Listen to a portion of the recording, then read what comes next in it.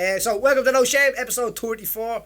Here at the SBG Dublin 24 Limor powered studio, we have an absolute legend of a man, and people throw that word around, legend. 11-time world champion Nathan Corbett. This man is and he's an Aussie. He's an Aussie from the Gold Coast. You're You're the second Aussie we had on. Yeah. Is he the second Aussie, Robin? Yeah. Well, no. Sorry, I've done the same thing you did there. there. I did. I had the mic behind my head there. I don't think Richie Cranny was English. When we thought he was, he's kind of Australian, wasn't he? Yeah. One of the biggest things we ended up talking to Richie Cranny was about fucking spiders and snakes and all for ages. Because we're gonna get down that road as well. But this guy's been fighting since the 90s, is it? Myself? Yeah. Well, I started martial arts in '94, so I guess I was fighting in the '90s, and then 2000 is when I really started my Muay Thai career.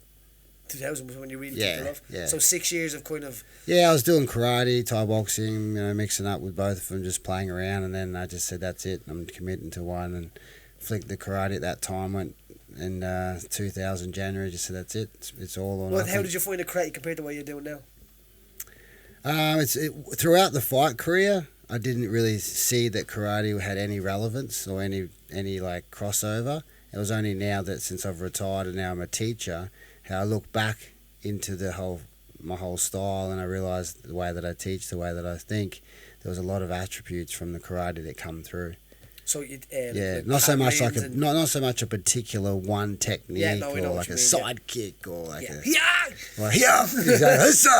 it was just more that whole like my only martial art I started with was karate, so I went from knowing nothing to learning this one hit, one kill, one punch, break through something. So when I was doing Thai boxing, I learned how to fight and box and stuff, but it was always about destroying with every shot you could possibly do. And about breaking down the kind of shell as well.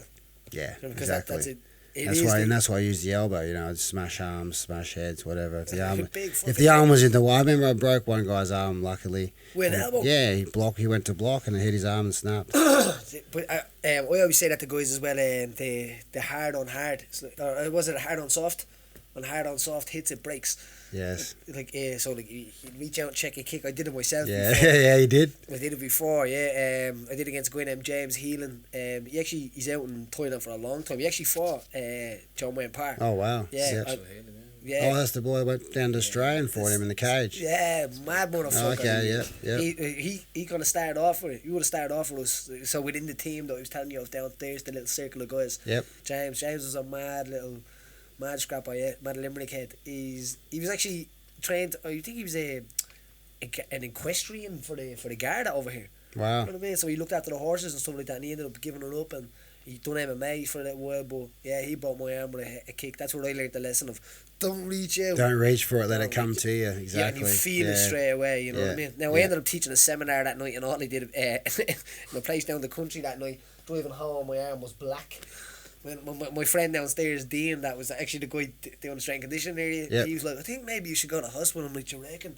I'm like, dizzy, going crazy. But yeah, hard on hard with an elbow, I'd say is just as so. So before we even go down to how you even got that first title, how you got into fighting, how you rewind back and how you got to the kind of the mental state that you're in now, because you're kind of you're as zen now, I'd feel, where you feel like you've discovered yourself a little bit and you're ready to pass it on. Would it be right? Absolutely. Like, it's been 4 years since I fought professionally, and I was absolutely lost, in the beginning of that period, because I only ever identified myself as the fighter, because I didn't do anything else, and then trying to find who I am, what I'm going to do, and obviously as a man how to make a living as well. Exactly. So there's a lot of things thrown into the same cup at the same time.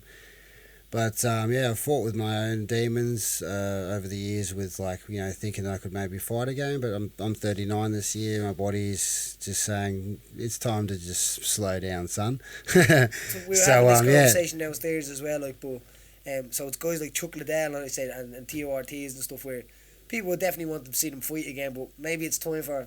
Sometimes it does be time for the old lads to step by and let the new lads come in. Do you agree? Yeah, absolutely. And back in 2016, I was traveling through Holland. Gokhan Saki actually set up a. Daddy. Yeah, You fought him as well. I thought Saki was my last fight, and then we were talking 2 years later, and he set up a seminar for me at Mike's gym over in Holland. And Mike's got a big name in Holland, big gym. So I went over there, did a seminar, and we, I hadn't really chatted to him. I met him at a fight show. We never got that chance to talk. So then we were just sort of hanging out, having a chat. And he just said, man, he said, I think that, the last fight against Spong and Saki, you were probably just at the end of your time and they were at their peak. And I said, yeah, that's probably true. And he said, and then with a fighter, you don't know when that day is, but there's so many fights that body can have. There's so many fights. There's only so many miles. There's only so many miles in each tank, and no one really knows when that day comes. And a lot of people spend these miles. Have you seen this as well as experience in the gym? Absolutely. Yeah, absolutely. Yeah. You always say to guys that I teach now is don't ever spend any miles in the gym. Do you know what I mean? Yeah. Sometimes you might have to do 1 or 2 just to kind of feel like, but yep. The miles are for money. Yeah, that's it. Yeah, because no one's paying for your retirement. Yeah, that's what I'm saying. And the thing about a fighter is that is another good thing to be able to get guys like yourself on as well and let people experience like that. People would think 10 times champion, this world champion, it's not like boxing, isn't it? It's not like a lot of, if you're a 10 times, say, name a golf tournament. US Masters. US Masters. If you're 10 times US Masters, you're probably living in the Hamptons somewhere. You're doing well. Yeah, Muay Thai, is a very under-glorified, underpaid sport, that's for sure. Let's just say that. But that was the choice. That was my journey. I started in karate. So let's start this. Instead of even going into that this. That was so the journey. a little guy with rolling around the Gold Coast. What was it like growing up? What was your area like growing up? What was your neighbourhood like growing up? Your friends? Yeah, I mean, my story is really different, I guess, probably to your own or to a lot of the Irish, they grow up pretty hard. My story was pretty easy. Grew up on the Gold Coast, no reason to fight. Sounds like 2 older sisters. You could just leave it at that. Surfing, beach, there was no violence. Barbecues. There was no gangs on the corner wanting to fight you, None of that kind of stuff. I had 2 sisters, they were older than me, so I just sort of, Our looking on Australia started at about 6 o'clock every day after the den. And it was neighbours. Oh, neighbours! Yeah. To us, that's all that goes on over there. Do you know what I mean? Isn't it? There used to be a kids program called The Den. Yeah. Right, and it was like a little turkey that used to talk behind the counter. I know this sounds crazy. Yeah. And then at 6 o'clock, neighbours would come on. My sister loved it. Oh, I couldn't stand it. Oh my God, it's still going. Neighbours. I know there's another one called Home and Away. Oh, Home and Away. Yeah, Home and Away. That was still on after. That was actually the one I'm on. Yeah, it's still running. Is it? It's still running. They do trips to the set and all. Oh, Alfie's still going too, the old fella. The guy that run the little so it was a really, really nice kind of upbringing in it. Yeah. But that's I think a lot of fighters come up in so, BJ Penn and stuff like that is kind of talked about. Yeah, so I mean I didn't really have sort of a bad upbringing or a rough upbringing, and I just basically, was just a normal surfy kid. Actually, I was into surfing. Obviously, the Gold Coast is famous for surfing. Big, the greats like Kelly Slater lives there, and Joel Parkinson, and Mick Fanning, all that. So it's a big surf night. You have more balls for surfing in Australia. For the Sharks. Yeah, here, man. We were only having this conversation yesterday because a good few of us in the team were in the sea yesterday, and we swam out a good little bit, and I'm like, imagine the idea of something eating you. You could never wake up one day and feel like something. Yeah, I mean, I surfed for 12 years straight, and I always still feared sharks, but I never saw one, so I was pretty blessed. In 12 years, but that anxiety, do you know that? And then I had 10 years out of the water, then I started back again, and I was just always looking for a shark, fuck. It's you get older, you get more fearful. 100%. Have you kids? I've got a boy, he's 16. That happens as well, I think. When you have kids, I think your fear gland kind of grows or something in your head. My young fella's on a roller coaster, and I'm oh, you should go on me, Dad. And I'm I can't. Yeah. My body just telling me to grab you.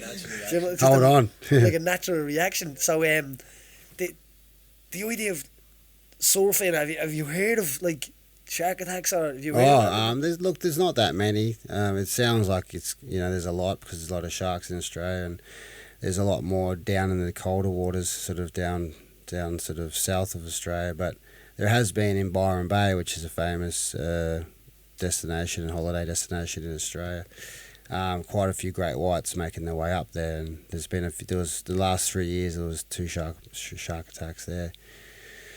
But you don't really hear too much about it. So there's a lot. They're out there, but they're see that they're all good. I'd rather see them and knowing that they're out there. It's very rare. Yeah, you know what I mean. A few encounters, all right. Yeah. We used to do spearfishing. Did you over there? Yeah, and myself and Gaz. Sorry, you introduce yourself. Introduce yourself. All right, it's Niall Megan. So Niall's been travelling around with Nathan for a little while. We're going to get into why Niall's here as well in a little bit. It's not just some lad that we brought in. Just some random. Just some random in the corner. It's just my driver, really. But people are listening to this in their car or something. They're like, "Who's that talking?" Who's that in the background? Yeah, see in the back. Don't worry. Look in the car.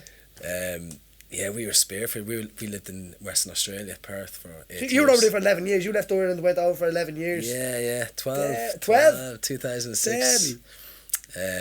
But we started off in Perth, and Gaz, one of my mates from Carrick, came across, and we got mad into spearfishing. But we were taken out with these pro lads. And then we thought we could do it on our own then. These pro lads were putting use in the water, they'd say. Down there. Test, the war, you know. I'll just throw the Irish in there, that'll be There's no right. sharks around. They haven't got these boys in the last hour. It was the second and last time we ever done it, because we put a head underneath the water, and it was the colour of that seat there. And we could see this out in the distance, this fin. We thought it was a dolphin, you know. We had already asked the locals, is there any sharks around here? Like, nah. Hasn't been sharks seen here for years and years. So we thought it was a dolphin chasing Did he say it to everyone, Nathan? Yeah. Yeah. 2 weeks later, there's that rogue shark that started eating everybody in Western Australia. Couldn't catch it. Oh, yeah. Yeah, so like... Yeah, it was just a big jaws scene. Yeah, they're the great whites. Yeah. There's actually a shark thing starting on Sunday on Discovery, I think it is. And Bear Grylls is one of them. Oh, yeah. Yeah, we finished reading his book as well. It was very good. Good, isn't it? Yeah, extremely good book. Yeah. He's kind of like the European. Yep. What was that man's name? Steve Irwin. Steve Irwin, the man. Irwin. Yeah. I was only watching some of his stuff there the other day. I seen a video on Facebook, and some lad sitting down with a load of crocodiles feeding them, and so someone's like, Steve Irwin, move over, or something like that. So, hold on. I know you said there's no gangs and all in your corner. Yeah, right. But there's spiders. Fucking yeah, there is spiders. There's a few of them, spiders and snakes. I was looking through some of your stuff last night, and I was kind of like dozing on the couch a little bit, and I was thinking how could you do that in Australia? Like, how could you just chill on the couch? Just relax on the couch. I couldn't do that. That would freak me out.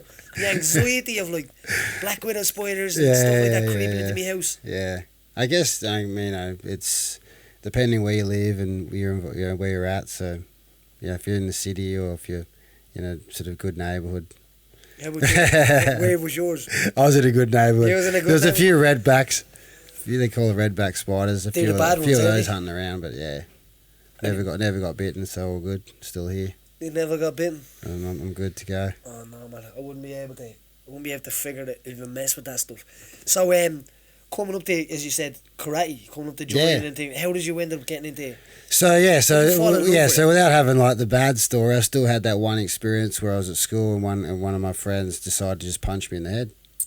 So I was just like, well, it happens early in Ireland. It was so I kind of got into that late. I think if I was in Ireland, it would have been better. Would have been able to deal with it younger. So I was only like 14 years old, just nothing, all good, and he just got jealous over something, and all of a sudden, bang. Girls come in, and then that's when the fighting starts, isn't it? I don't know if this was over girls, but if it was over girls, it would have been worthwhile. And so just that feeling, of just like not really knowing how to fight back or what to do. So I just rode home that day. I was like, fuck that. That's a weird thing. I was like, fuck that. Like, I'm not going to start a fight. I've never had a street fight since then.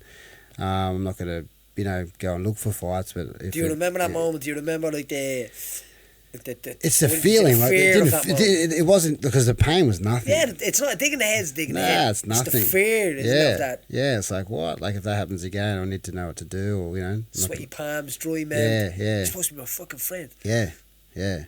So I guess that sat with me my whole life, and that sort of like drove me to wanting to find fighting. And I said to my dad, I want to box, because this guy was a boxer. And my dad said, nah, it's a mug's game, you're not going to box. And I was like, you know, you don't know what that means when you're 14. Like, okay. And my mum... He knows. My mum and dad went together. My mum just happened to had this 1 month karate voucher. She got it at some restaurant. So that was it. Turned up karate and...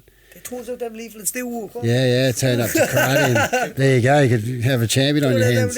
So I just turned up, 1 month free training, and then that was it. That was the beginning. Yeah, which I'm grateful now that I actually started with martial arts, with karate, not just boxing, because it goes further than just throwing a punch. I mean, I love boxing, but I think the karate and the martial arts with the discipline and the respect and all that kind of life things, you know, even manners and hygiene and cleanliness. And because my teacher was like, you know, he was traditional karate, Japanese karate, but he was also a Vietnam vet.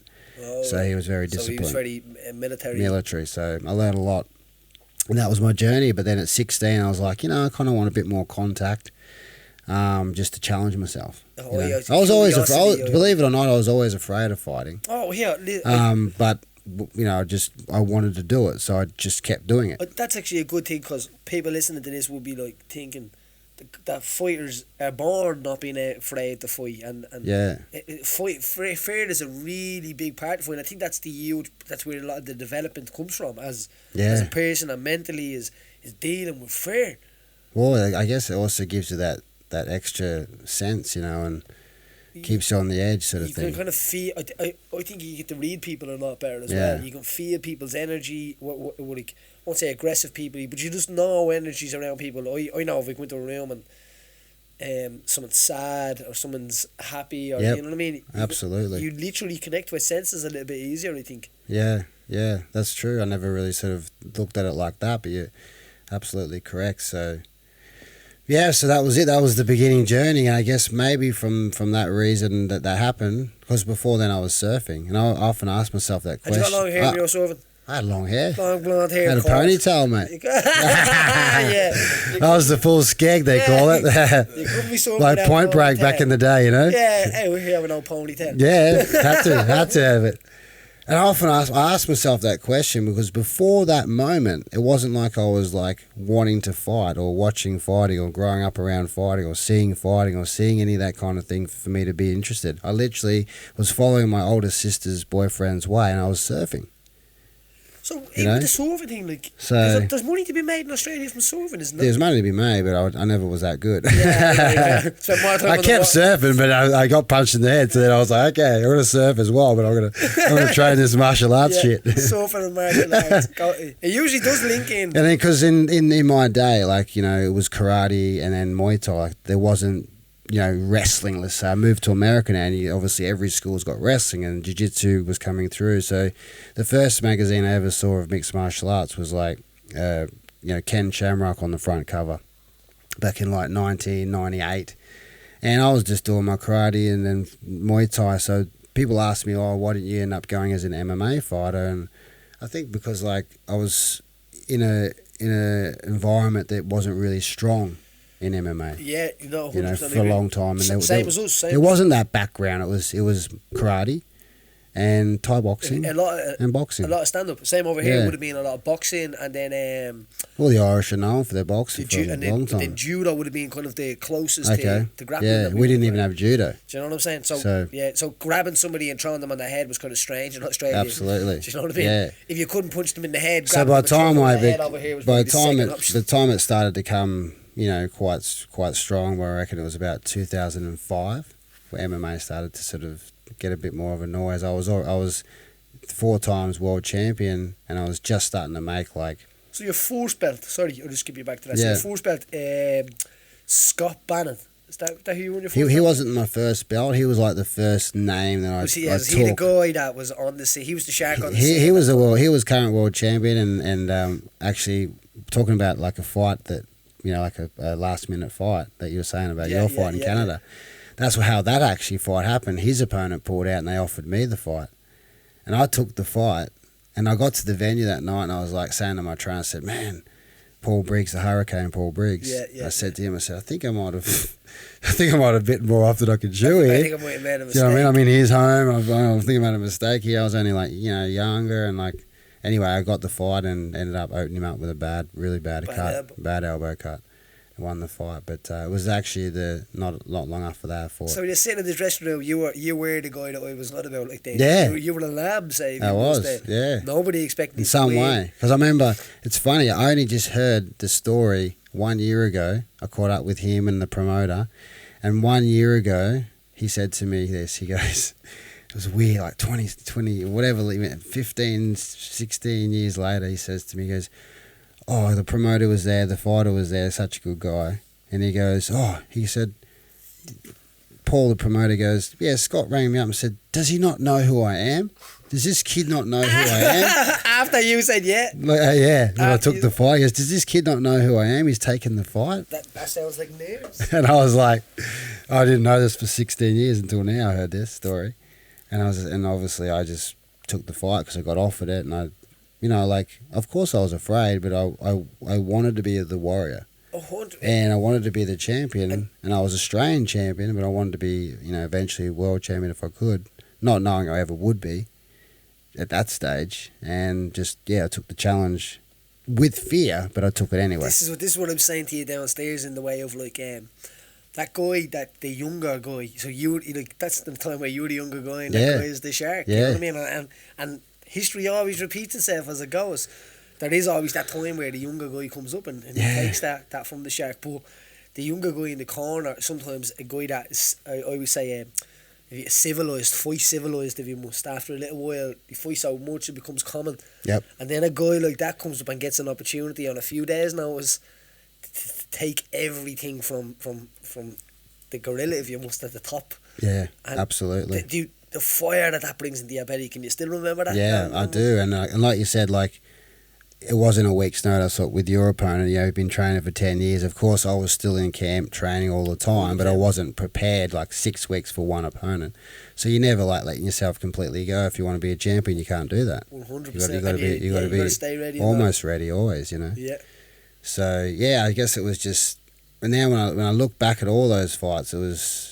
And I look at myself now, or look at myself in the last couple of fights, it's just that you had that fear, but you really had that fire that was burning so viciously inside that, it just overcome everything. It stoked that fire. It stoked it. Sometimes I think of, say, stuff that said yeah to, or say yeah. But then if you thought of it now, you're like, shit, man, did I really say yeah to that? Yeah. And you know what I do think that is? I think that's a prepared body and a prepared mind, or a rested mind. Yeah. Different. So a prepared body, I find, and even in camp I used to always remind myself of this, that a prepared body thinks different. So say when you're running the first few weeks, you're like, shit, maybe I'm not ready for this, maybe I'm not. Absolutely. But as 4 weeks go by, 5 weeks go by, you're like, yes, you start coming up the crest and you start feeling like that fighter turns on. As I was saying, you that kind of warrior spirit, if you must, it turns on.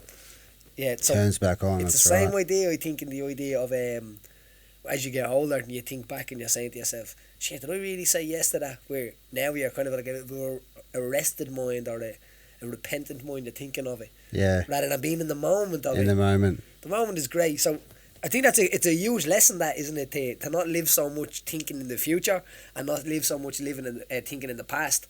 That if you take control of that moment right there, that was probably the biggest step that you took. Well, now that we talk about it, it's beautiful to actually reflect back on that, because it just makes perfect sense. It's so clear that being in that moment, being present, making those decisions in that present moment is what really took me to the next level, and took me to the next level, and took me to the next level. So they're all moment living. Takes care of the future, yeah, and the past, because every moment becomes either one. Yep. So I think a lot of people are concentrating so much on thinking of the future and thinking of what's next, and that every opportunity at the time is they're too fearful because of thinking about what's going to happen to even make that opportunity. Yeah, that was definitely something, because I was thinking to myself when I was going through your fights, and I was like, I'd say that was probably one of the scariest ones. Now, I didn't know how it happened like that, where you took it on short notice, which a big scary fight like that on short notice is it's probably better, isn't it? Do you think? Yeah, and it wasn't like it was my promotion; it was at his promotion. So like when you go, even though it was in the same country, you go from my town, the Gold Coast, up to Brisbane.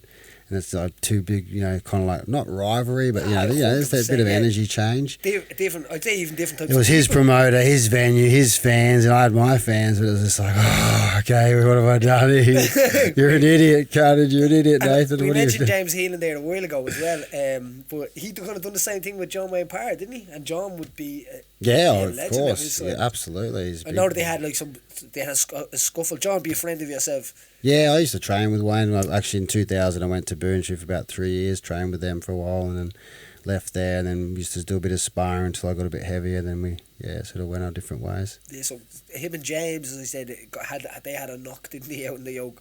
Now, to me, looking at the fight, like, John won the fight, you know what I mean? But James put it on him. Yeah. I think he wanted a rematch for a full camp as well, and John was like, no. Yeah, don't blame him. Well, John Wayne, he's like 42 now. That's what I'm saying as well. He's, he's getting older, and he's James is a tough motherfucker. He's that kid, as I said. He's that kid. That's right. I mean, you got nothing to lose.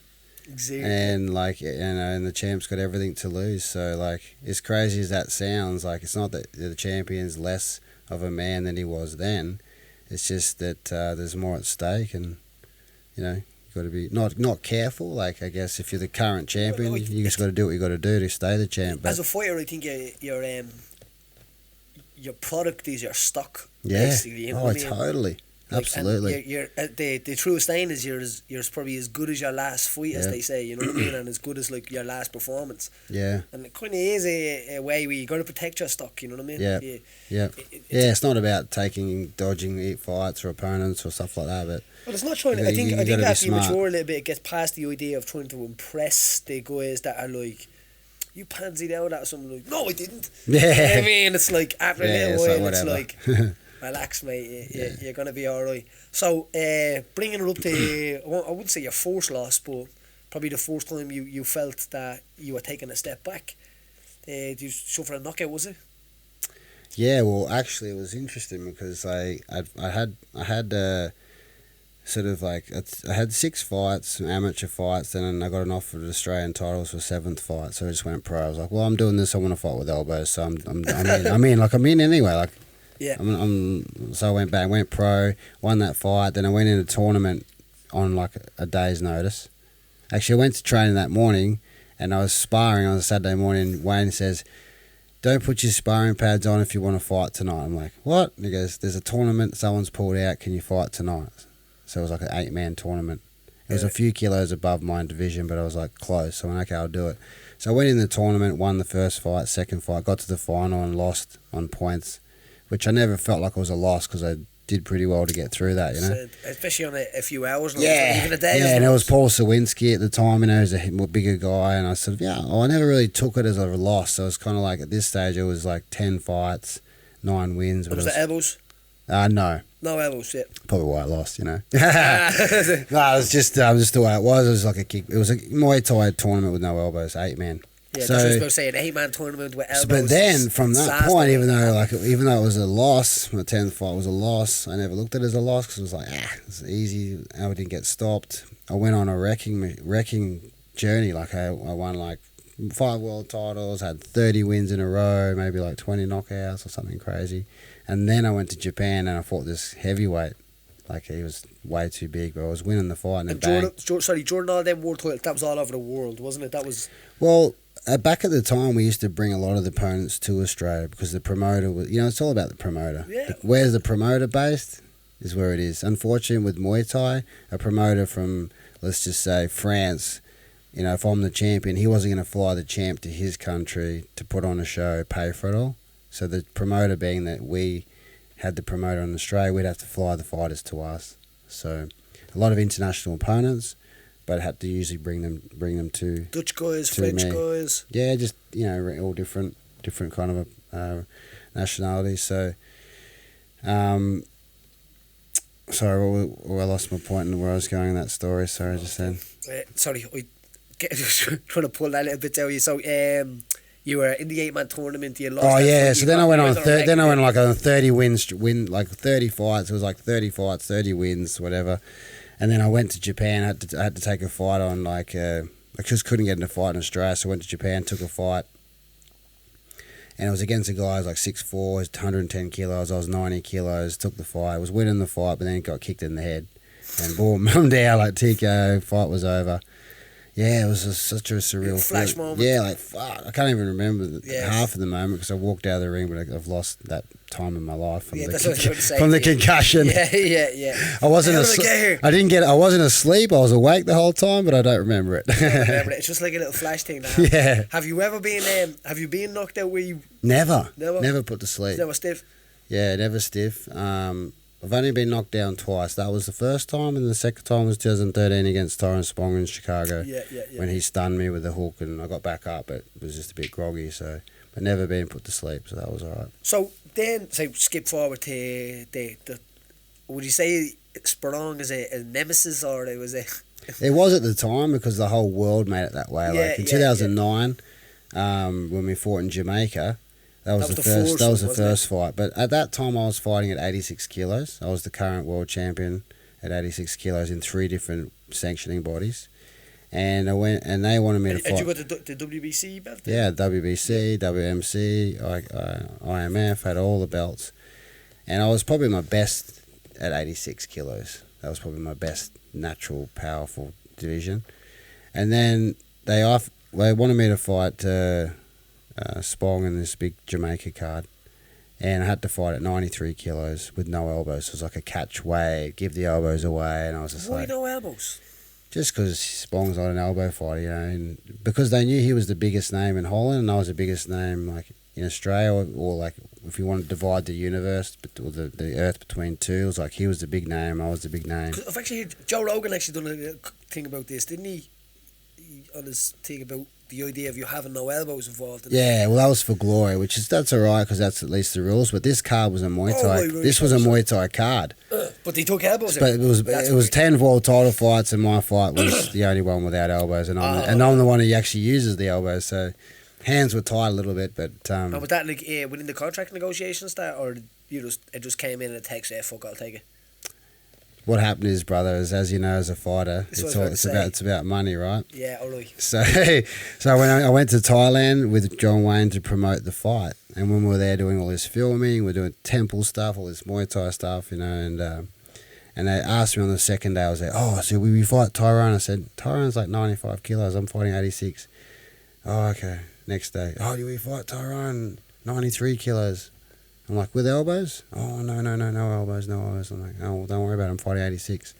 Fourth day, last day, we're there doing the filming, go to this after party, then they say to me, because they're going to pay me $15,000 US for the fight, for the Muay Thai fight, and that was good money for me then, you know. 2009 was good money. And I was like, yeah, sweet, that's good. And then they said, they come up to me and said, look, we'll pay you $10,000 US more. I said, so you're going to pay me 25 grand if I fight Spong with no elbows at 93 kilos? I said, yep. I said, okay. Yeah, give me that pen. Because the exchange rate was better in Australia, right? It was like 40 So I grand. went with the 40 G's or something like that. That's big money. So I was like, all right, done. So then I fly back to Australia and I go to my gym. I said to my trainer, I said, we're fighting Spong. Yeah. And he's like, how did that He goes, happen? like, what? He goes, okay, let's go. Deadly. That's So- the kind of coach you want, isn't it? Yeah. And what was he being like to you as a mentor? Spong, he's been... Your coach. my coach. He's Skipping back real quick. Yeah, back and forth, brother. Can't keep Yeah. up. He's been great, you know. Like my coach was like yourself, tough red nut, and just hard as nails. Just How did he survive out in Australia? just holding pads, mate. Just holding pads for In fact, I'm 50 fucking in his 10, pocket, I'd say. 10 years with me. Yeah, I know, right? Yeah. He keeps out of the sun a little bit. Yeah. But good relationship he's had, yeah? Yeah, you know, we had like a long relationship. Like he trained John Wayne for many years. I met him at Boonshoe, then we had a few years off because he stayed there, I left there, then he eventually left there and come back with me, and then we stayed together for about another 9 years, winning 8 more world titles or whatever, defending belts, this, that, and the other, and he's just a good pad holder, you know, just was tough as nails, and I just would deliver. as hard as I could every night, you know. And that's all that's required. A good pad holder, and you giving it everything you that's can. it. No, we really didn't have like they have now, like all these technical coaches and all this technique and all these amazing coaches, like, you know. And we didn't have any of that. Like we just had a bag, you know, a pad holder and the wheel, and I just had the wheel, and I had a few moves that I liked, and I loved the elbow, so I just went for glory, you know. And then he just catch the mitts every night, and I just would bang on. Bang on. Like now that I'm coaching, traveling around the world, teaching, people often ask me like, "Oh, like what's your system and what's this and who coached you and what's this and da da da." I'm like, oh, I just had a bag on the wall, man, and just smashed it. Like, and I think I was very lucky with jiu-jitsu that I kind of figured the system of learning quick. Do you get what I mean? Like, yeah. Like, oh shit, there's a system to this, because I was the same. Yeah. Like, you do it for 10 years and you just kill each other and you're good. He's just a fighter, right? You're just good at it, yeah, but like that's the hard way. That's like, I don't know, it's like trying to build a building where you're starting at all different parts at the same time. Yeah. Do you know what I mean? You're putting the kitchen in, but the foundation hasn't even been put in yet. Yep. You're putting walls up and you're hanging pictures. There's no even plasterboard on. Yep. I think there's a system now, isn't there? And that's kind of what I'm trying to do with this place as well. There is a system, you know, and I think install a foundation, install a ground, install the first phase, second phase. Well, that's it. I'm just as a coach now. I'm going to be a better coach than I was a fighter, because now I'm like not being disrespectful to any of my teachers, but I'm being the teacher that I didn't have, or like I'm putting more thought into the techniques, more thought into the foundation, as you said, of like what they need and how they can build through that. So I can do it articulately, you know, as opposed to having to worry about being the fighter, being fit, being strong, being fearless, and all those things that come with having to just fight only. And another part about that as well, if you're a coach and a fighter as well, it's very hard to turn the fighter off. Yeah, well, I coach from a fighter's fire, really. You know what I'm saying? I'm doing seminars and like, okay. Yeah, you know what I mean? You're like, it's like using that same energy. It's the same energy. It's just, I tap into that same spirit. The same spirit, and that's where it comes from when I teach, and I think that sometimes divides us, from other people. Charisma. You know, it's that charisma, and that's that fire. It's a spirit. That's what people have said about my classes. Yeah, it's a show. Yeah, it's not a class. It's a show. You know what I mean? It has to be like. Has that energy, you have to see the fire popping off and stuff like that. And we should be movie stars, mate. Oh, great. Put us on a movie together. We'd do some good stuff. You could be the handsome one, I'll be the ginger crazy Irish guy. We go well together. So, finishing on popping it, the sprung fight, that ended weird. It did end weird, you know, it was a crazy night, and it's the first time you've lost by knocking someone out. Yeah, I know, right? Especially after giving up my weapons and then losing, and then I'm not losing, but having a no contest. I kind of we flew back to Vegas after the fight. I was in Jamaica just for a few days to relax, and I just felt like so some people don't know. So what happened was, Nathan, you dropped Sean. I laid him out, laid him out. The actual referee should have called the fight just from looking at him. Just from looking at him. And then he gets back to his feet. You thought the ref said go again. Yeah. And you start exchanging, and the ref called the no contest because of. Yeah. He went down again. So the referee, you know, like, who knows? Like, there's a lot of stories, but you know, his manager at the time was probably connected with, you know, a few different people, and then they went around the tables and said, you if you don't call this a no contest, there's going to be some trouble. Yeah, you're going to the boot of a car. So that way all the bets were off, you see.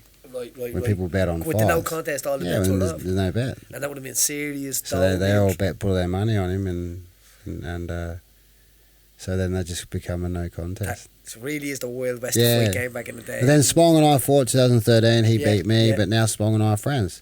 We chat on Instagram all the time. You know, hopefully get over and over to Florida soon. Because I'm living in America now, hopefully get over and hang out with him. Yeah, you're living in America now. So, you know, some opponents you never talk to ever again, and some of the biggest rivalries or biggest matches you've had, you end up being buddies. You share your spirit with people, you know what I mean? He knows I knocked him, and he knows he knocked me. He knows that we went in there. I think when you get a bit older as well, it doesn't, like, at that time it's like, I beat you. Yeah. But now it's like, well, man, we're grown men now, you know what I mean? Wasn't that awesome to be able to share that knock and be able to just go, like in Ireland, it's called a good knock. Yeah, a good knock. To be able to kind of have a fight with somebody, we're all going to be old someday, and anyway, and eventually, it doesn't really matter whether you win or lose. I think. Yeah. Like I mean, Well, it doesn't really matter. It doesn't, doesn't it? Actually, it's an interesting point because, you know, we're going to talk with Niall a bit later as well about the mindset and stuff. And Niall's really big on the mindset. And naturally, as fighters, we are big on mindset without even knowing it. You're working this stuff out without even knowing it. I was just coaching a young girl over in North Carolina, and she just had a fight and she lost. And I messaged her and I said, you know what? I need to tell you something. I wish I lost more. That's a good idea. Because I won everything. It made life hard when I stopped fighting. Because I wasn't used to losing. I really had a good career. I lost a couple fights, but I didn't really lose that much as an amateur. Even growing up there, yeah, I didn't grow up rough, which is fine. Okay, you don't have to grow up rough to have a bit of good or bad life. No, definitely. But you do understand loss. I think if you understand loss a bit differently or a bit better. Even as an amateur, like I had 6 amateur fights, 6 amateur wins. So I didn't have like 50 amateur fights where I lost 20 and then all of a sudden I become a pro. So you kind of experience loss. As a sports person, loss is really not that big of a deal compared to life. Like death, growth. There's loss, Yes. But of course, as a competitor, it means everything. But there's a lot of growth in the loss. My losses against Spong and Saki, I learned some stuff from that as a coach now. I can actually implement that in my coaching. I lost those fights and learned things from it that I can teach others. So my losses taught me the most. My wins gave me experience, yes. Because I got to go in there and fight. So I gained experience from my wins, but I learnt from my losses.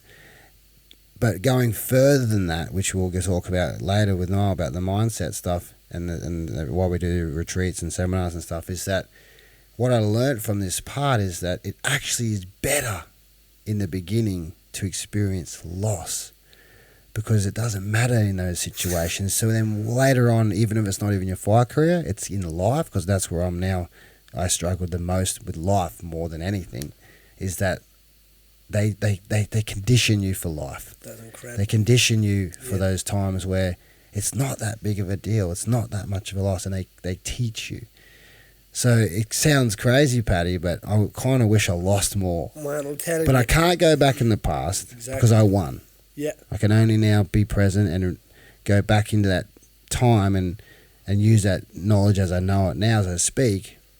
And start implementing it into my life, Definitely. Well, a lot of the guys, and they would hold their hands on their heart and say, that's exactly what he says to us.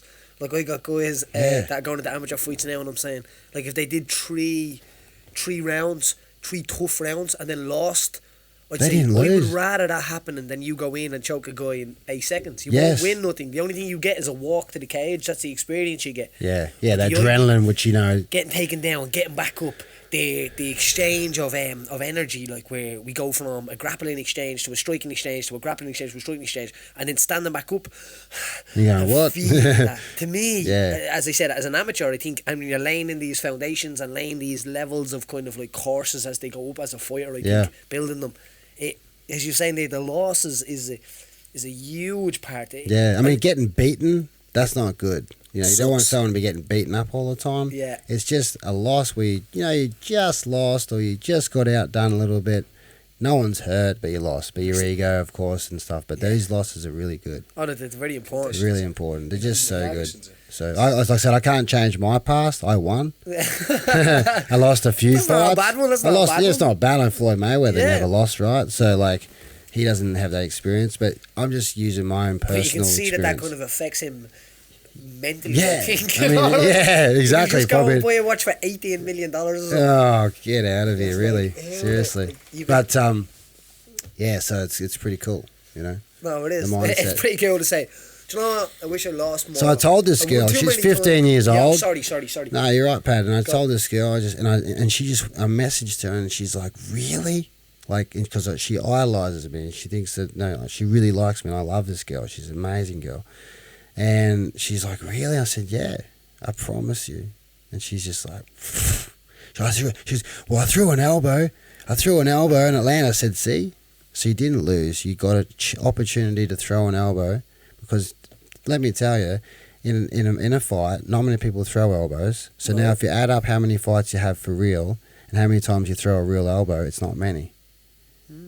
So that's why I become good with elbows, because in my early career, like, I just fucking throw heaps. Probably 20 too much, like 20 elbows too many in a round that wasn't even really meant to be, but I learned how to use them. Yeah. Like, you can't spar with them. Yeah, but a fight you can throw them. You can't spar with No, elbows. you can't. No. You can spar boxing, kicking, kneeing, you can spar submissions. You can't spar with elbows. Really. No, it's down. It's You know what I mean? devastating tool. Without a big cloggy elbow pad that doesn't make it flow. And it doesn't. It's not realistic, you know. You No. don't put your hands out and your hands are stuck. Yeah, it's like you don't spar, and you don't push kick to the face and sparring, do you? Like, No. that's just that's not respectful. So, It's not so you're not nice. It's not nice. It's not nice. I say to people, the rules are no push kicks to the face. It's disrespectful. It's just you don't need to put that in someone's face. And and sparring. it angers the chimp, doesn't it? Yeah. So anyway, so that's it. You know, winning is losing. So- losing is winning. So when you so when it came to retirement, so the idea of like, right, I need to retire. Nah, you know what? That was the hardest thing, Paddy, was that, 2 years before I finished fighting, of course, my girlfriend at the time was like, so what are you going to do when you finish fighting? And I'm like, if I knew that, I'd be finished fighting now. I'm still chasing it. I'm not fighting now just because I really love it. I mean, I do love it. But I just started doing 30 grand a fight, so I'm going to keep fighting for a few more 100%, fights. that's why you filled that it's still bucket. nothing. It's Yeah, still it's just- nothing. And the people do think That 30 money's grand, gone anyway. I was like, not even existing anymore. People think 30 grand is a mad bucket of money, but it's nothing. It's nothing. It's nothing. And If you don't have a plan with it, it's nothing. no, and but that's all good. So I didn't really have a plan, and I just kept turning up to the gym and taking fights and fighting. And then I had to fight against Saki. My ear got ripped open. I had to get plastic surgery to fix it. One. Which Yeah, year it was was that? this one here. It wasn't the Actually done a good job on it, didn't It's he? plastic surgery. Yeah. That's look nice. In Istanbul too, not bad. Looks like an air talkie. And so I had to heal that ear, as you can imagine. Took a few months to lie on it, and just in that time, from healing, I just started to realise that I was burnt out. I was just cooked. Yeah. My nervous system was Motivation, cooked. everything. My body was cooked. I was getting cortisone injections in my friggin' pinkies, my hands, my toes, my shoulders. You know what I mean? Just to keep going, living on anti-inflammatories, just like, just smashed my body. And then they offered me a fight against a young bull for half the money, and I'm just like, no elbows. I'm like, this is not my game. What am I doing? So I was just like, yeah, bang up. But that is the thing. Is I think as a fighter, you have to be smart enough to recognise that. yeah. So I recognise that. If the money's not improving and your skills are not getting better and you're not loving it the way you are, get out. Yeah. It's not a game to hang around in. Even though like I've spent these last 3 years, 4 years, so like wishing I could have kept fighting, I realised that I couldn't anyway because of my physicality and my nervous system just had enough to be at that elite level. 100%. So there's no point going back to try and start a journey again. And The guys are journey getting better. starts and you keep walking it. You don't go off it. Yeah. You start it, you walk it, and it finishes. And I did 14 years, 10 years as world champion. 2003 was my first world title fight. 2013 December I retained a title defence. That was my last world title fight. So for 10 years I was world champion. 10 years in 3 different weight divisions. 10 years I never lost a world title fight. Actually never lost a fight with elbows ever. And that was it. So I just had to try and accept it and move through it and move on. So when you found yourself, But sometimes I want to get in the fucking gym and fucking spar. I'm like, I see the young guys in there. I'm like, I can do it better than you. I want to punch you in the head. Like, I just did a coaching seminar in Montenegro, and I'm looking at the young guys. I'm like, I'll fucking show you how it's done. Like, instead of making them want to be better, I want to put them on their ass. as I said, the coaching thing and the competitive thing. It's very hard to do both of them But together. I've got to let it go. You need to take up some jiu-jitsu. That's what you need to do. Yeah, then just submit the fuckers. So relaxing, yeah. And the thing is... Yeah. I actually decided to take up dancing. Oh, really? Because I thought if I do some salsa or something, it's a bit more relaxed, you know. Would love you. I can get out. I can kind of get out of that like. I need to be a fight. I need to be strong, and just like move. And as I said, I think more relaxed. Exactly. But jiu-jitsu is cool, right? Jiu-jitsu is very cool for that. Yeah. Like, I still train every single day, probably. You know what I mean? I get rounds in, I get rolling in. I roll with the guys coming up. We had guys competing out at the Hicks and Gracie Cup yesterday in Glasgow. Awesome. One of the girls that trains for me actually got a double gold out there. So she got a gold medal in the absolute, gold medal in our division.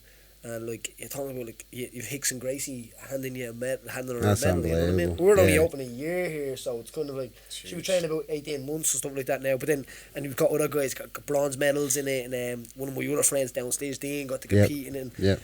Just a crazy little, it's a crazy little kind of caravan that you put together, you know. Yeah, I mean, and for me, looking in at the jiu-jitsu now, like obviously didn't bother doing any of it. I did like a couple months of it years ago, and then I look at it now and think it's a beautiful art, and it can be done without that whole like I need to like fight. Like it can be more gentle. Obviously, there's a lot of ego in the competition side of it, and I'm sure they want to rip limbs off. And at the World Championships, they just had them in over at Costa Mesa. Actually, they had it at Long Beach, the World Championships, just a month ago. Jiu-jitsu? The jiu-jitsu ones were. That's where they were. That's where I'm living now in that area. Oh, right, sound. So it's like art of jiu-jitsu is right where I live. Yeah, like it's just like crazy, you know. Jiu-jitsu mad there. But it just looks like a fun game. Like it's fun. That's it. You know, it's fun. Like getting punched in the face is fun for us, but it's not that fun. I don't like getting hit in the head anymore, but I didn't mind when I was fighting. But jiu-jitsu seems fun, you know. The thing about jiu-jitsu is it's a game with your body. You know what I mean? Yeah. It's like chess with your body. But the thing and where the frustrations and the kind of like letting go of like is that it's when you're on top. When you're on bottom, you're probably feeling the same frustrations that the guy. You know what I mean? Yeah. It's an emotional. It's not fun to be on bottom where somebody really really good is just spiraling around you, because it doesn't feel like they're holding you. It doesn't feel like they're gripping on. It doesn't feel like they're squeezing you. You feel like you can get out, but every turn you know. They've got you. Well, there's a trick. There's something coming. Maybe you're going to show your back. Do I really reach with that left hand or the right hand? And you know what I mean? It becomes it's a beautiful game that you have to understand. Beautiful game. Oh, it's a great game. Yeah. Actually, the last few months before I left Australia to move to America, I was teaching at a jiu-jitsu academy. Oh, right. Like I was teaching kickboxing there because they were a mixed martial arts gym. So I kind of did some wrestling, a bit of rolling for fun, like no-gi stuff. And it kind of left me a little bit like upset that I didn't do it, because I realised that I was incomplete as a martial artist. Okay. Like, because Muay Thai is great. It's fucking That's what I was gonna ask badass. you next. It's powerful as shit. And most of the MMA guys says to me, you Muay Thai guys are crazy, you know what I mean? Because it's just stand there and bang. You don't go, okay, I'm just going to drag you in, take you down, cover you up, and you know, smother your space or something. But 100%, yeah.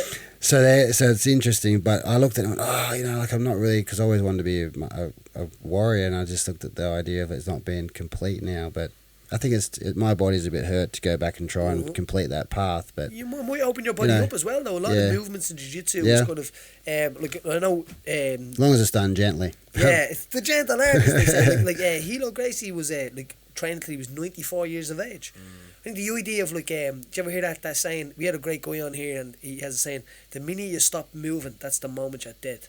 Yes. And I think with jiu-jitsu training was, you can, even if you're rolling on the mat, you're moving around in a way that you probably would stop moving around as you get older. Well, you can't kick pads like you used to. No, you know? I say this as well because this is what I wanted to ask you. Does it feel like in the area? So say if you think of a circle of like development, if you have attributes and things, and you have, say, your kickboxing and your wrestling and stuff like that, where you kind of went off on that direction. Yes. The striking one. As you were saying, like I know guys that would say train karate or do all of this kind of stuff for 20 years, but then you would train, you would show them some jiu-jitsu or show them, and you can see nearly the light bulb coming on of, holy shit, like this is a complete martial art. This kind of handles a lot of it. Yes. It's a complete martial art, MMA, you know what I mean? It is. It really is. And really I have to take my hat off to him and just say it's a complete martial arts, and it's an amazing martial art.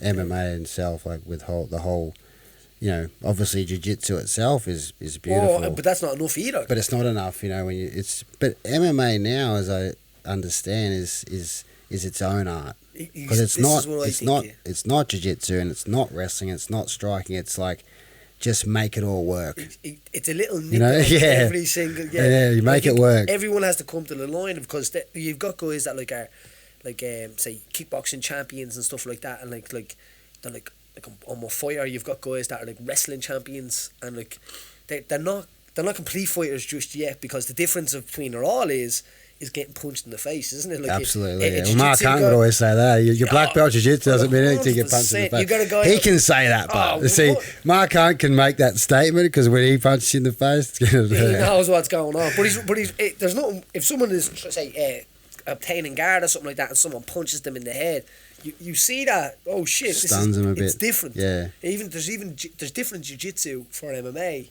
than there is jiu-jitsu for jiu-jitsu. Yeah. You know what I mean? It's such because of the gi and having no gi and stuff. Exactly. It's such a wide. But again, like, my body's had enough war. Yeah. So, like, going back and trying to become a great martial artist or a great jiu-jitsu player, you know, that's something I could do or could not do. But going further than that, I think it's irrelevant, the martial art. Now it's more so like, what can I do with what I've done?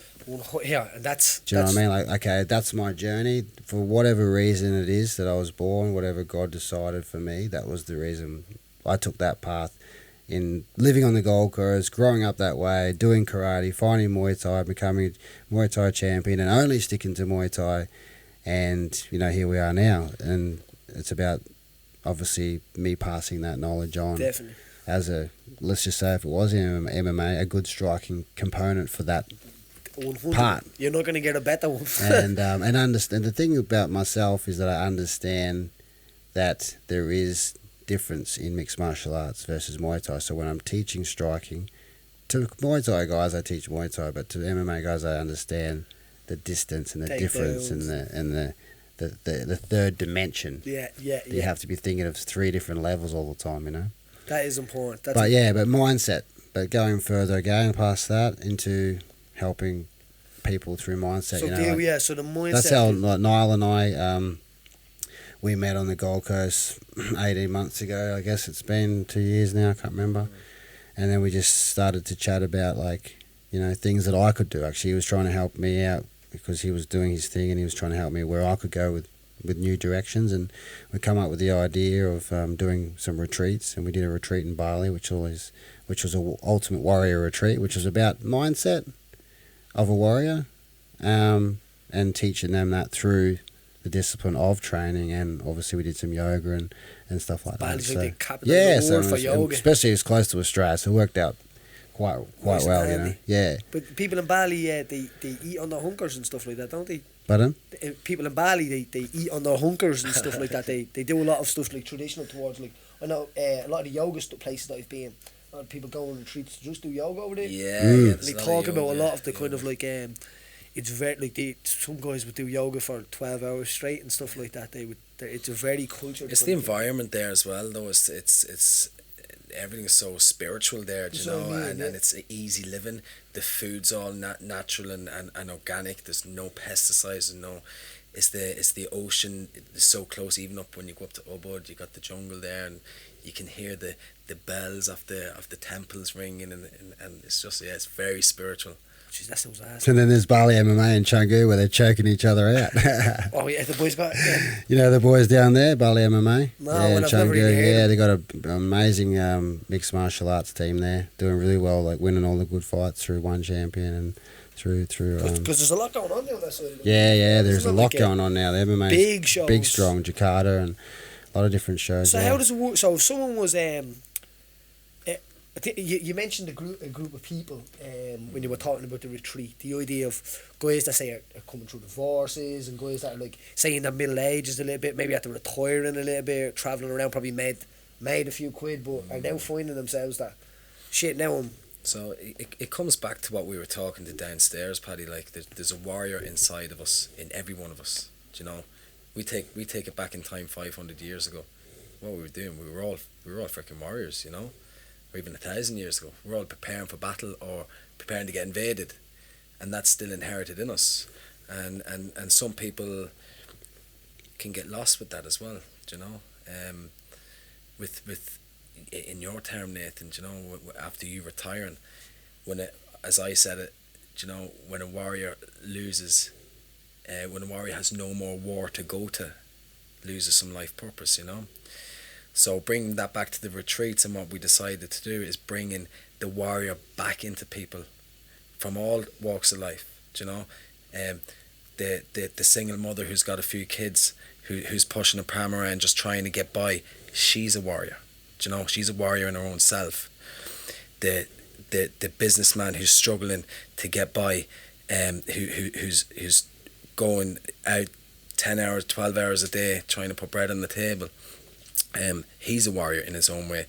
And the 17-year-old who's completely lost, doesn't know where, and he's battling his own little warriorship as well, you know.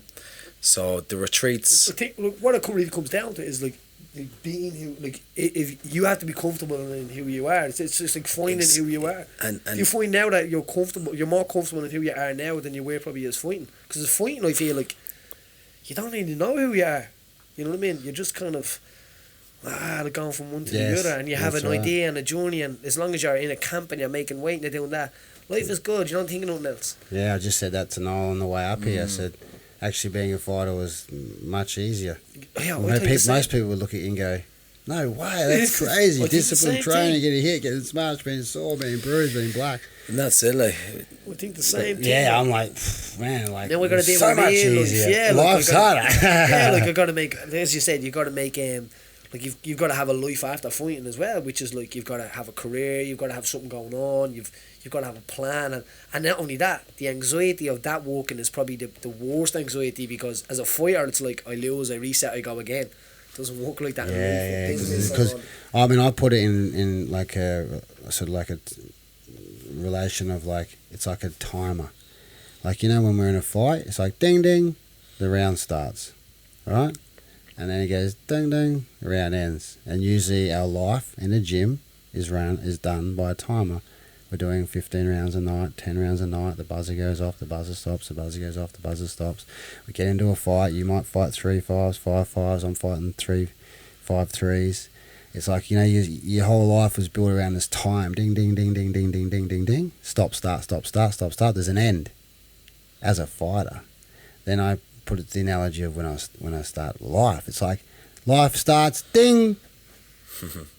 There's no fucking end bell. There's no fucking bell. Yeah, right. You're like, shit, it just keeps going. There's no real end. There's no time end. Of course, there's an end when we die, but in between that space, it's not like ding. Okay, have a breather, water break, cool. Next round, let's go again. Do you find that you rely on people? It's crazy. You find you couldn't rely on people now that you probably would have relied on as a fighter, but now it's different. Yes. Because like, yeah, as you said, a coach gives you water, a coach gives you this in between the things, but then when that thing happens and it's no longer where it requires them people, do you feel that's like I don't know, you're still waiting on them, or? Well, you've kind of got to build a whole new team now. I don't need my pad man. I don't need my, well, let's just say I don't have a water boy, but, you know, water boy or, you know, a massage therapist. So you don't need these certain team anymore. Like, it's like that team isn't relevant to your life anymore. Right. You know what I mean? So you have to find, obviously, a new team. So that's a hard thing on its own as well, I think, isn't it? Because a lot of them people are like your family coming up, but it's a different road, as you said. Yeah. So you're in Ireland now. So the idea is, I know you're a big advocate for mental health. Absolutely. I mean, when I was fighting, I wasn't, because I didn't think about it. Yeah. You know, like I had I had my own doubts, and I had my friends that I'd go to and say, you know, hey, I'm doubting myself, or hey, I'm feeling depressed, or hey, and you know, you just and the fights and the journey and everything just, I guess, just got you through it. But then after fighting, because it hit me so bad, you mentioned the word anxiety. Yeah. I mean, you got anxious before a fight, but anxiety didn't exist. Anxiety is something that just keeps going. Like being anxious is like, that's just normal. It's like adrenaline. Like, I'm anxious. Yeah, okay, I'm feeling, you know. But then after the fight goes, buzz is gone, boom, everything's good. Anxiety is one of those things that just sits and lingers and ups and downs and da. So then I realized how much my mind was getting, you know, basically eaten by these thoughts of anxiety and feelings and depression. So then I was real big advocate for mental health, and one of the things that, like, you know, I didn't have a fight career like I had, but, you know, he had a hard life and he's experienced things in his life, and he was big advocate for mental health as well, especially for the young. I mean, we all suffer in some way, but, you know, if we can help I mean, I know Niall's really passionate about helping the youth, so they don't have to maybe experience certain things, so then they don't have to come to that position in all that time. But mental health is a big thing. I mean, huge. In men, the suicide rate is ridiculous. In Ireland, it's ridiculous. It's crazy. Even in the area of Tallaght alone, it's an incredible thing. You know what I mean? That's definitely something what I'm trying to do here with this place, with this gym. I mean, they have like this slogan in Australia from this it ain't weak to speak, from this brand called Living. That's a good one. Over here, it's okay to okay to not be okay. It's okay. Yeah. What's that one again? Yeah. Go again. To speak, yeah. Yeah, it's not It ain't weak to speak. Yeah, because it's like this, cool kind of living brand around, like, suicide prevention, stuff like that. That's a very good one. So, I mean, I've had those thoughts, like, over the years, after fighting and stuff. So it's something that I'm passionate about, because it's such a thing that when you're in it, you think that you're the only one in the world that's in it. Mm. Yeah.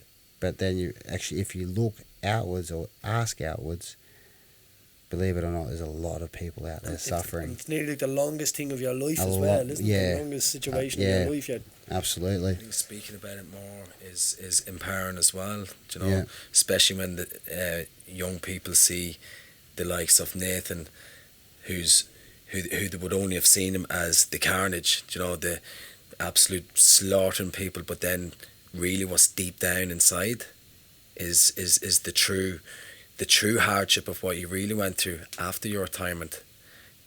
That empowered the young people when they heard it first, and it empowered me as well. Well, it connects us together, doesn't it? Like, if you're all of a sudden like a superstar, most people will be like, well, I'm not going to be that, or I can never achieve that. I mean, it's good to have the Batman symbol, because people like look up to that and go for that. But if they can't connect with you and go, well, hey, we are alike.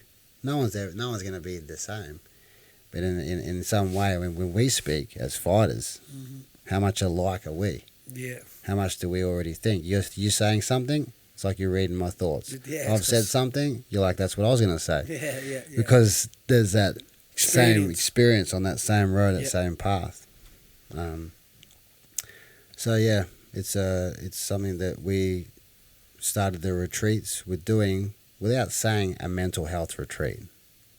It was about building people through the art of Muay Thai, because that's what I do, and yoga for the gentle softness and the breathing and connecting with the mind, connecting the mind and the body together, because both are connecting the mind and body together. So, and then that just sort of, and then dropping in some some mind stuff to sort of empower them and to try and just give them some tools. The mindfulness, the idea of I'll finish up soon on this, but the idea of making your body stronger, eating better, connects your mind together, which makes you stronger. And the idea, a lot of people are going around and they separate kind of their body and their mind. That's what we said. We were like, so what is, when we were saying, so what is this really? And we simply said it's strength and conditioning for the mind, body, and the soul. And that's exactly what the Ultimate Warrior Retreat's all about.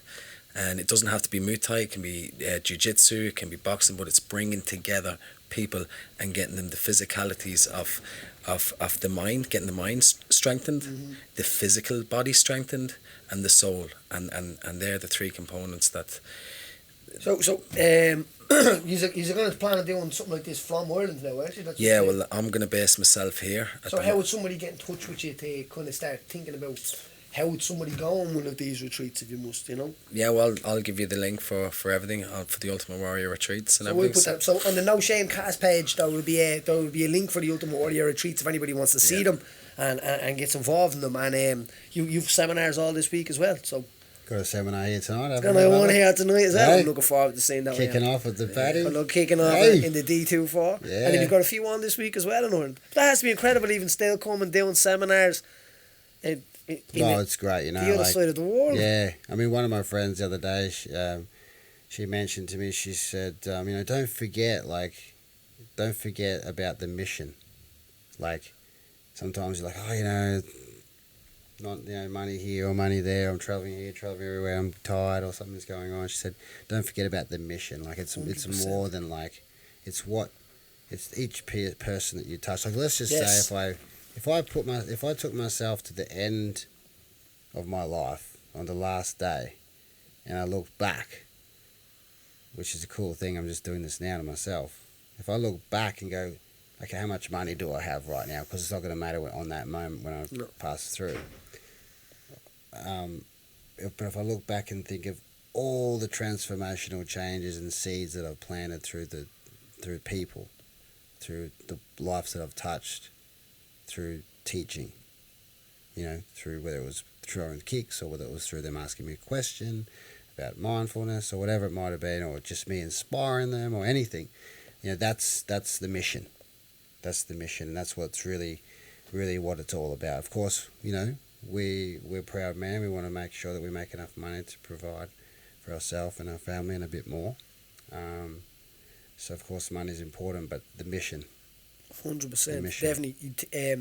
You should take more. You should give more than you take. Yeah. I think from that life. Yeah. Nain, it's been an absolute pleasure to have you on.